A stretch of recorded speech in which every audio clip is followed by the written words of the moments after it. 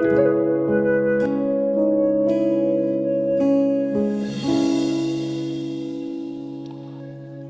ផ្ទះបងតូចទៀបក្បែរថ្នល់រៀបប្រងស្បូវកណ្ដាលអូនកូនអ្នកផ្សារជីភាពល្អកូនអ្នកមានទ្រកូនអ្នកមានសក្តិយុអូនបានសន្យាចប់ការសិក្សារៀបការនឹងបងអូនចូលដល់ក្រុងអូនលងនឹងភ្លើភ្លេចស្រុកស្រែយើងហើយនាងភ្លេចប្រាប់បងហើយ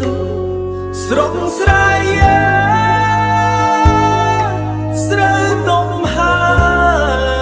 យអូនមកស្រុកទេ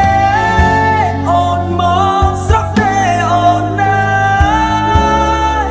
បងសែនសោការព្រោះបាត់សង្សារដែលធ្លាប់គៀកកាយកណ្ដាលយប់ជ្រៅបងស្រែកហើយបើ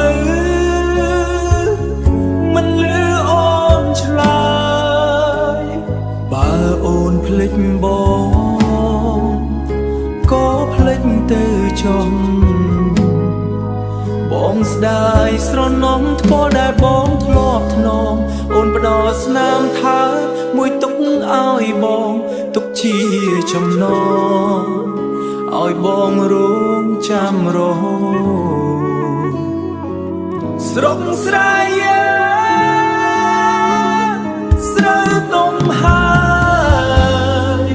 អូនមកស្រុកទេអូនមកស្រុកទេអូនណាយ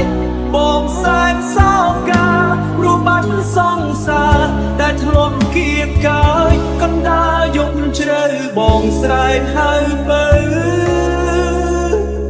មិនលឺអូនឆ្លើយ